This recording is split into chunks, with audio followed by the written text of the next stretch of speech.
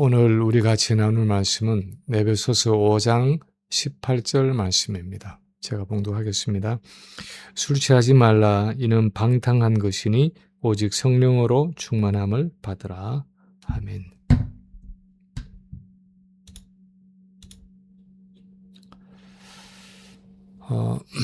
우리가 매일 매 순간 끊임없이 공기를 호흡하면서 살아가지만 우리 눈에 보이지 않기 때문에 대체로 공기의 존재에 대해서 별로 의식하지 않고 살아갑니다. 근데 의식하지 않는다고 해서 공기가 존재하지 않는 것은 아닙니다.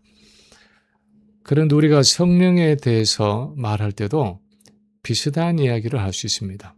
우리는 매일 매 순간 성령의 은혜 가운데 살아가고 있지만 그 성령의 존재가 우리 눈에 보이지 않기 때문에 우리는 대체로 성령의 사역에 대해서 별로 의식하지 않고 살아갈 때가 많습니다.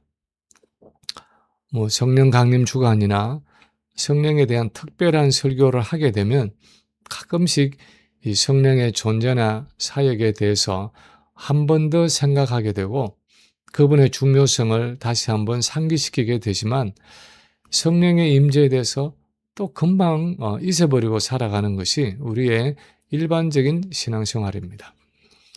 그런데 마치 우리가 이 공기의 존재에 대해서 구체적으로 의식하게 되면 때로는 일부러 심호흡을 하면서 숨을 더 깊이 들이마심으로 더 많은 산소를 공급받으면서 어쩌면 더 효율적으로 운동을 할 수 있듯이 우리가 성령의 존재와 사역에 대해서 좀 더 분명하게 의식하게 되면 많은 경우에 그분의 생명과 능력을 더 의지하게 되고 더 풍성하게 공급받게 되는 것이 사실입니다.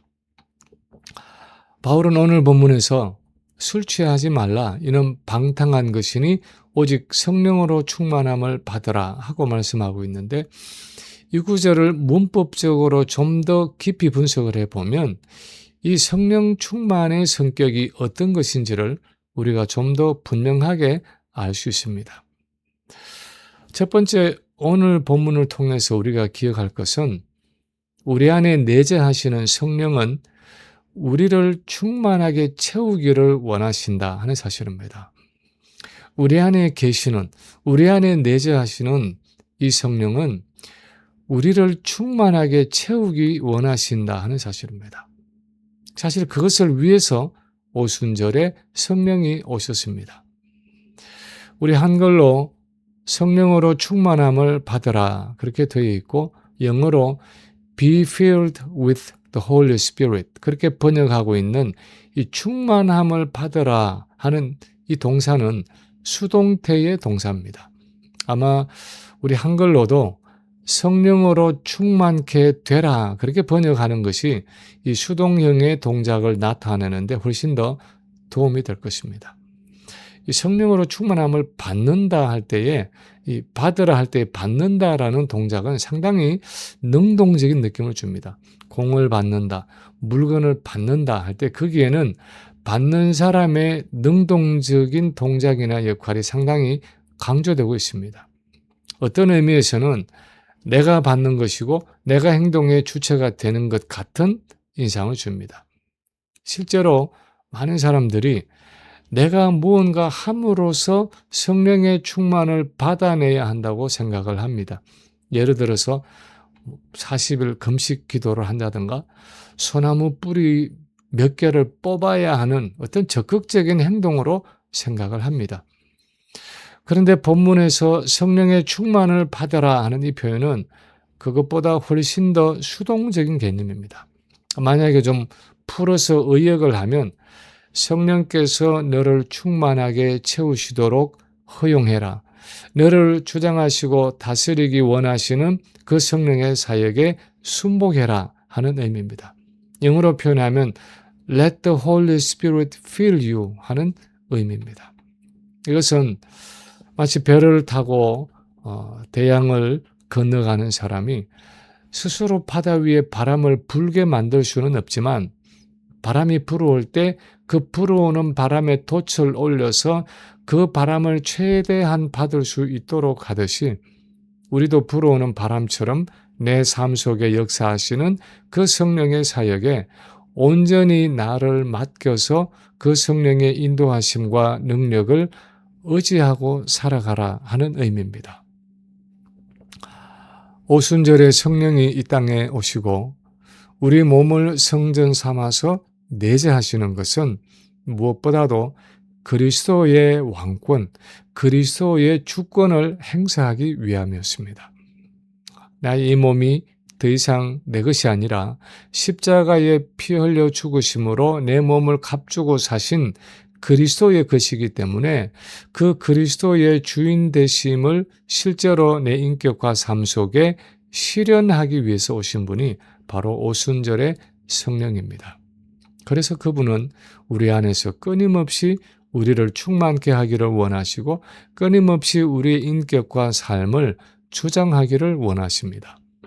그래서 야고보서 4장 5절에 보면 세상에 빠져 살아가는 성도들을 향해서 너희는 하나님이 우리 속에 거하게 하신 성령이 시기하기까지 사모한다 하는 말씀을 헛된 줄로 생각하느냐 하고 책망하고 있습니다. 성령은 끊임없이 우리 자신과 우리의 삶을 온전히 주장하고 다스리기를 원하신다는 의미입니다. 우리가 세상에 빠지고 세속적인 모습으로 살아가는 것을 원하지 않는다는 것입니다. 그것이 바로 오늘 본문에서 술 취하지 말라. 이는 방탕한 것이니 오직 성령의 충만을 받으라 하면서 이 술 취함과 방탕함에 대한 이야기를 넣고 있는 이유입니다. 술에 취한 사람의 특징은 술이 그 사람의 인격과 삶을 다스리고 지배하는 것입니다. 술에 취하면 평소에 얌전하던 사람도 대담해져서 보통 평소에 하지 않던 일도 하고 또 내성적이고 소극적인 사람도 말이 많아져서 자기 속을 다 털어놓기도 합니다. 술이 취하면 그 술 기운으로 이것도 하고 저것도 합니다. 술이 취해 있는 동안은 술이 그 사람의 인격과 행동을 다스리고 지배하기 때문입니다. 그런데 성령으로 충만케 된 사람의 특징도 마찬가지입니다. 내재하시는 성령이 그 사람의 인격과 삶을 다스리고 지배하시는 것입니다. 그래서 자연인으로서 내가 가지지 않던 마음을 가지게 되고 내 자신으로는 불가능하던 일도 하게 되고 평소에 하지 않던 생각도 하게 되는 것입니다. 내 마음과 생각과 말과 행동을 성령께서 주장하시는 것입니다. 그래서 성령으로 충만케 되라 하는 이 말의 의미는 우리 안에 오셔서 내재하시는 그 성령이 우리 마음과 생각과 말과 행동을 주장하셔서 우리 존재와 삶 속에 그리스도의 주권, 예수님의 그 주인 되심을 이루고자 하시는 그 성령의 역사에 순복하라는 것입니다. 성령께서 그렇게 나를 다스리고 주장하시도록 허용하라는 의미입니다. 죄악된 나 자신을 내어놓고 그분이 그리스도의 왕권을 가지고 내 안에 충만하게 온전하게 임하시고 역사하시도록 기도하고 간구하고 순복하라는 것입니다. 두 번째로 오늘 본문을 통해서 알 수 있는 것은 이것은 어떤 특정한 사람들뿐 아니라 모든 그리스도인들에게 주어진 명령이라는 사실입니다.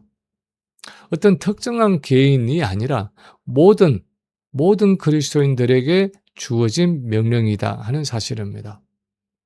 성령으로 충만함을 받으라 할 때 충만함을 받으라 또는 충만케 되라 하는 이 동사는 명령형입니다.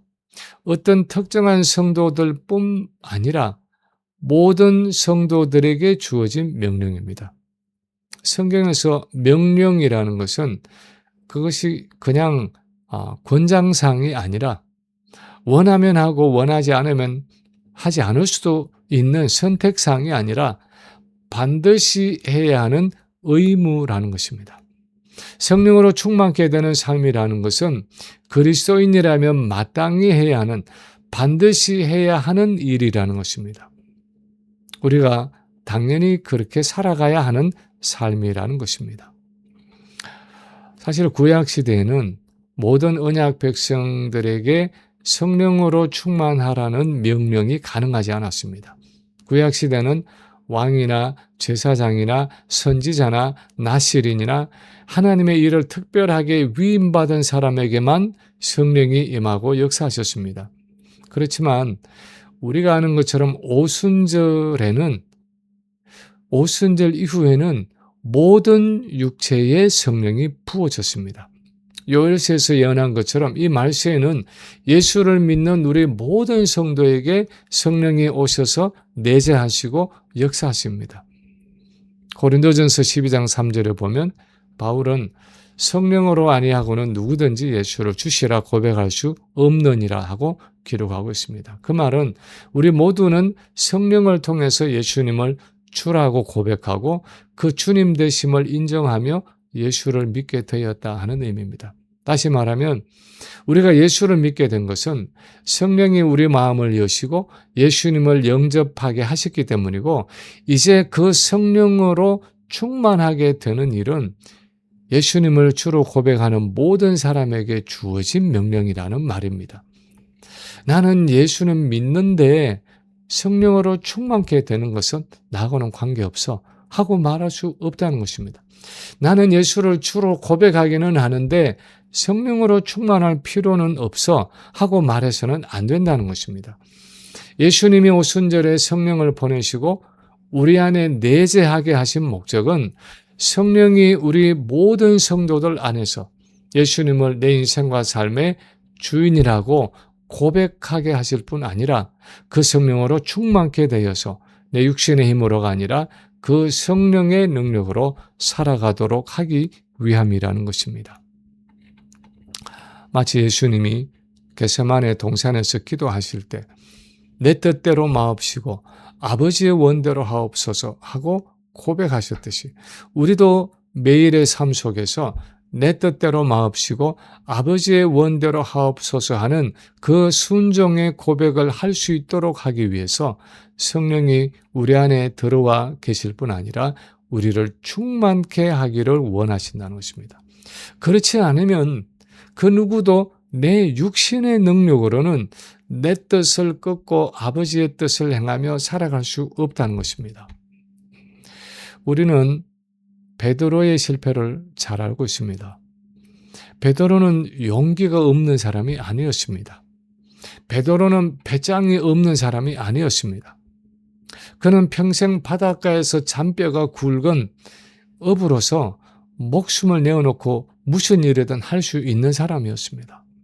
그런데 성령으로 충만하지 못했을 때 베드로의 모습은 조그마한 계집종 앞에서 자기 목숨을 부지하기 위해서 3번씩이나 스승을 부인하고 저주하고 맹세까지 하는 비굴함에 떨어졌습니다. 그것이 성령으로 충만하지 못한 베드로의 모습이었습니다. 그런 베드로가 오순절에 성령으로 충만하게 되어서는 어떻게 변했습니까? 예수를 전하다가 사내들인 공회 앞에 잡혀와서는 우리가 너희 말 듣는 것과 하나님의 말씀을 듣는 것과 어느 것이 옳겠는지 너희 스스로 한번 판단해 보아라 하면서 채찍을 맞아가면서도 기쁨으로 복음을 전했습니다. 이렇게 악하고 패역한 시대 가운데 하나님의 뜻을 행하며 살아가기 위해서는 누구든지 예외 없이 오순절에 오신 그 성령으로 충만하게 돼서 그분의 다스림과 그분의 능력을 받아야 한다는 것입니다. 당연히 그분으로 충만하게 되어야 한다는 것입니다. 그때 비로소 이 악한 세대 가운데에서 하나님의 뜻을 바로 분별하고 세월이라는 것에 하나님이 담아주신 우리 인생의 자산을 하나님 나라를 위해서 온전하게 사용하게 된다는 것입니다. 세 번째, 오늘 본문에 말씀하는 것은 이것은 한 번의 충만이 아니라 지속적으로 계속되어야 하는 충만을 이야기하고 있다 하는 사실입니다. 이것은 그냥 한 번의 충만으로 끝나는 어떤 그런 종류의 충만이 아니라 지속적으로 계속되어야 하는 충만을 이야기하고 있다 하는 사실입니다. 술 취하지 말라 이는 방탕한 것이니 오직 성령의 충만을 받으라 할 때 많은 사람들이 이것을 소위 말하는 어떤 성령 체험이나 어떤 신비적인 경험을 머리에 떠올립니다. 예를 들어서 기도원에서 밤새 소나무 뿌리를 붙잡고 기도를 하다가 불을 받고 몸이 뜨거워지고 방언을 하고 진동을 하고 입신을 하는 것 같은 어떤 신비적인 영적 체험을 생각하는 경우가 많습니다. 근데 사실 오늘 이 성경 본문은 그런 성령 체험에 대한 이야기를 하고 있는 것이 아닙니다. 왜냐하면 오늘 본문에서 성령으로 충만케 되라 하는 이 명령형 동사는 현재형이기 때문입니다. 헬라어의 현재형은 지속적인 동작을 의미합니다. 계속해서 지속적으로 끊임없이 성령으로 충만케 되어라 하는 의미입니다. 이것은 주기적으로 한 번씩 산기도 가서 성령 체험하는 것 같은 동작을 말하는 것이 아닙니다.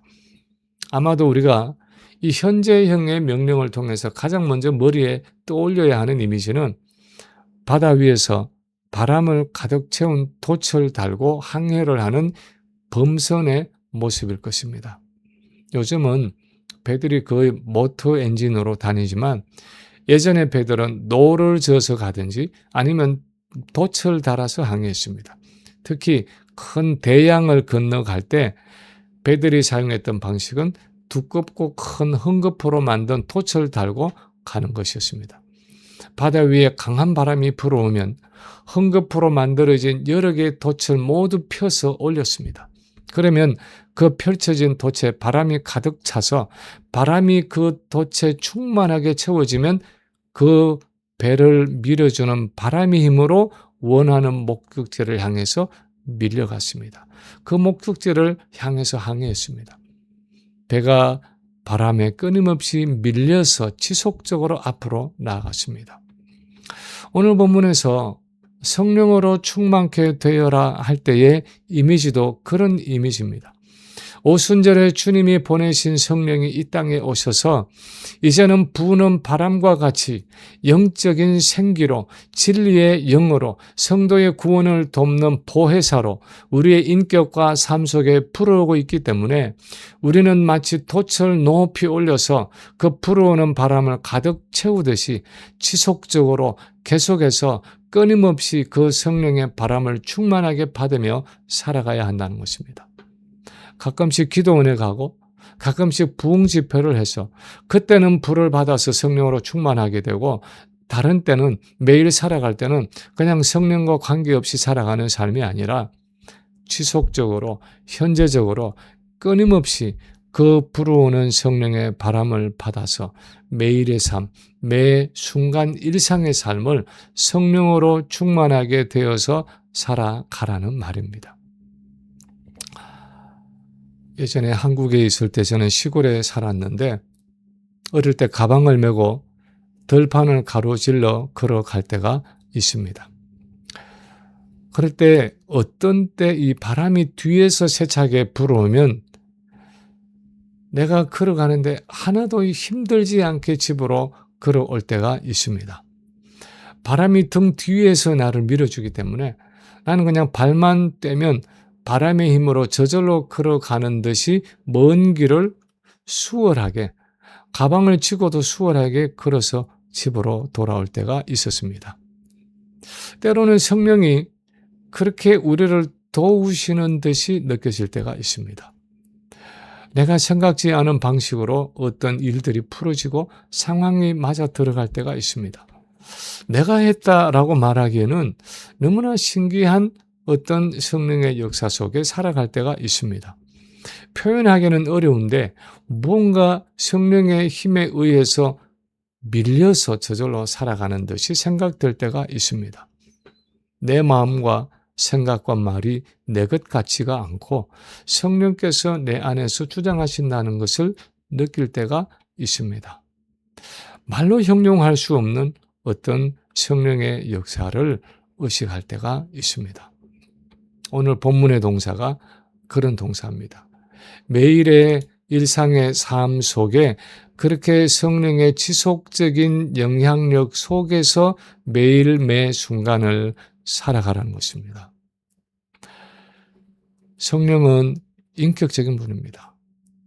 그 누구보다도 성령 하나님 자신이 우리를 주장하시고 충만케 하기를 원하시기 때문에 우리가 믿음과 회개로 그분 앞에 나아가 충만케 해주시기를 간구하면 그분은 기꺼이 우리를 채우시고 충만케 하시는 분입니다. 그것을 위해서 오순절에 오셨고 이미 우리의 삶 속에 와서 역사하고 계시기 때문입니다. 주님도 그렇게 말씀하셨습니다. 너희 중에 누가 아들이 떡을 달라 하는데 돌을 주며 생선을 달라 하는데 뱀을 줄 사람이 있겠느냐? 너희가 악한 자라도 좋은 것으로 자식에게 줄 줄 알거든. 하물며 하늘에 계신 너희 아버지께서 구하는 자에게 좋은 것으로 주시지 않겠느냐?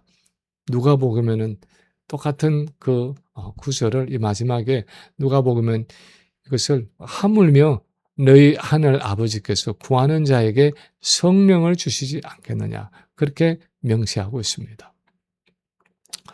말씀을 마칩니다.